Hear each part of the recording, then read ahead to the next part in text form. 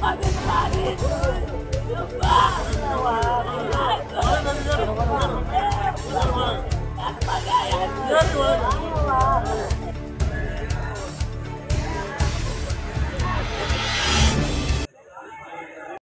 सिद्धय्या हिरेमठ हा वय 45 हा व्यक्ती घंटागाडीवर काम करत होता, ड्रायव्हरतून काम करत होता, लेबरून काम करत होता.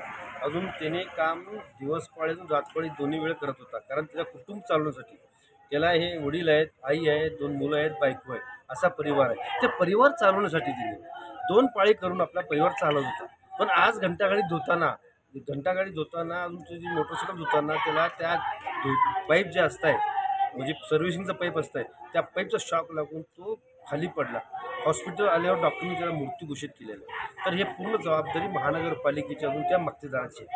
आज आम्हाला पोलीस खात्याने एवढं मदत केली की बाबा तिने म्हणले तुम्ही काय काळजी करू नका, तिने जर तुम्हाला मदत नाही केलं, तुम्हाला तिने सहकार्य नाही केलं तर आम्ही 100% गुन्हा दाखल करू. किती वाजता घडलं प्रकरण? हे 6:30 वाजता घडलेलं संध्याकाळी. जर त्यांनी त्या मक्तेदारांनी ह्या कुटुंबाचा जर विचार नाही केला तर नाईलाजाने आम्ही त्या कंपनी विरुद्ध अजून महानगरपालिकेविरुद्ध गुन्हा दाखल करायची तयारी केलेली आहे. पोलीस खात्यावर भरपूर मदत केलेली आहे.